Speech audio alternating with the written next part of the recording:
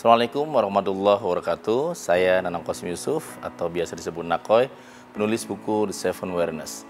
Kali ini saya ingin membahas satu tema, namun sebelum saya membahas, saya doakan semoga Anda pemirsa di rumah dalam keadaan sehat, bahagia dan selalu antusias.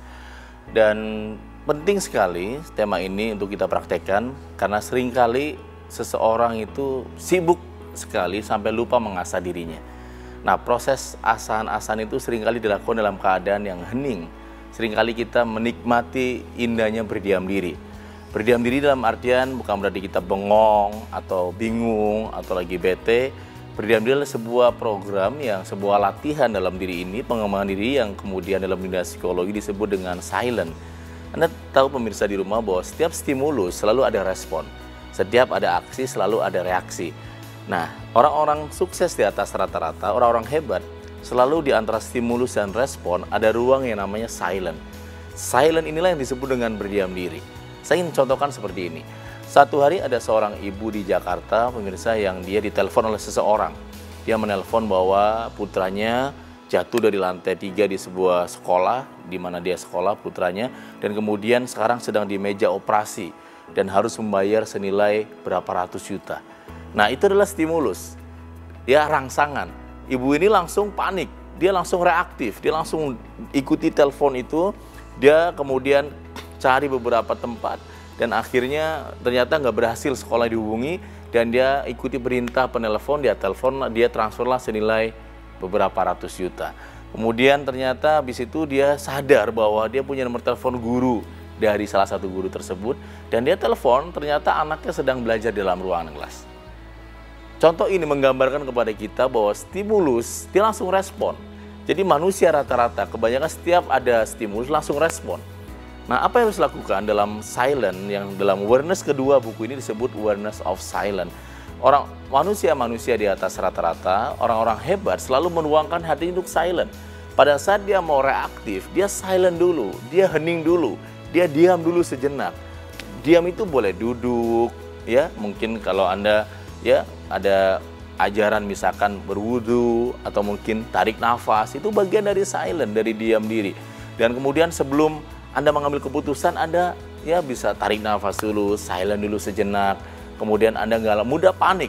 Nah, efek dari orang yang jarang berdiam diri adalah mudah panik, mudah diprovokasi, mudah dibakar-bakarin, dikomporin, ya.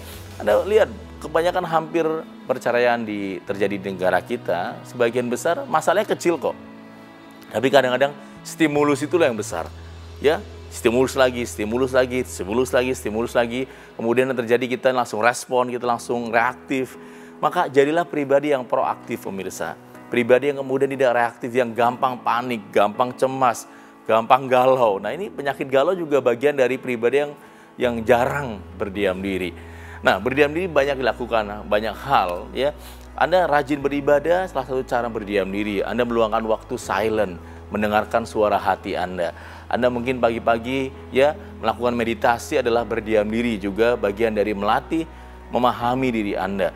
Banyak cara bagaimana mendiamkan diri Anda, yang disebut dalam buku Seven Awareness adalah awareness of silent.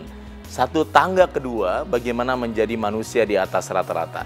Jadi kalau kemudian kita lihat di Indonesia terjadi misalkan ya tawuran antar pendukung sepak bola, ya itulah bagian dari kenapa bisa kayak gitu, karena bangsa ini mudah sekali dibakar-bakarin. Karena mereka jarang sekali yang disebut dengan membiarkan dirinya menikmati berdiam diri.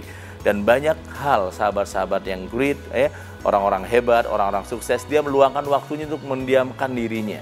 Ya, cobalah sekali-kali Anda yang 24 jam selalu menggunakan handphone, ya 24 jam nggak pernah lepas dari handphone, di kamar mandi bawa handphone, mandi juga mungkin kalau handphonenya nggak kena air bawa handphone, ya kemanapun bawa handphone, ya bahkan sholat juga bawa handphone. Coba Anda sejenak sehari entah kapan di rumah Anda lepaskan handphone, misalkan.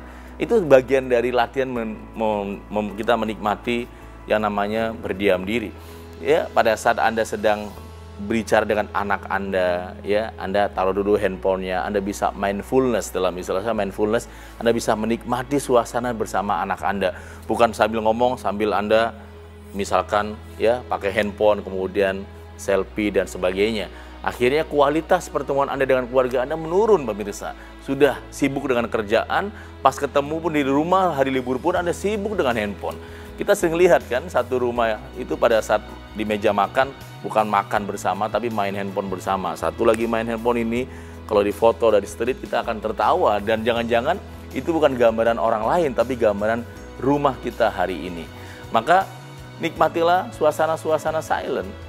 Ya, sesekali Anda boleh membuka jendela, kemudian menikmati bagaimana suara hujan. Itu bagian dari melatih kita menikmati berdiam diri. Anda sesekali menikmati suasana alam yang hebat, ya. Sekali Anda ajak keluar keluarga melihat pemandangan yang nikmat dan betul-betul silent.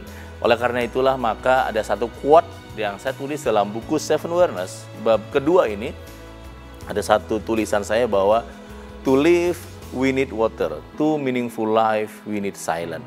Bahwa untuk hidup, kita semua makhluk hidup, saya manusia, Anda kita semua butuh yang namanya air untuk hidup. Binatang juga butuh air, pemirsa di rumah.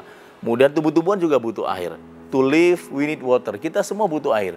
To meaningful life, untuk hidup yang bermakna, untuk hidup yang bernilai, untuk hidup yang luar biasa, we need, kita semua we need silence. Kita semua butuh yang namanya tafakur. We need meditation. We need inner journey. Kita semua membutuhkan yang namanya silent.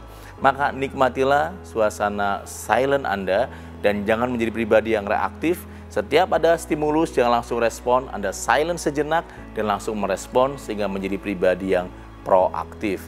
Sampai ketemu bersama saya dalam program Seven Awareness. Saya Nanang Qasim Yusuf, penulis buku Seven Awareness. Wassalamualaikum warahmatullahi wabarakatuh.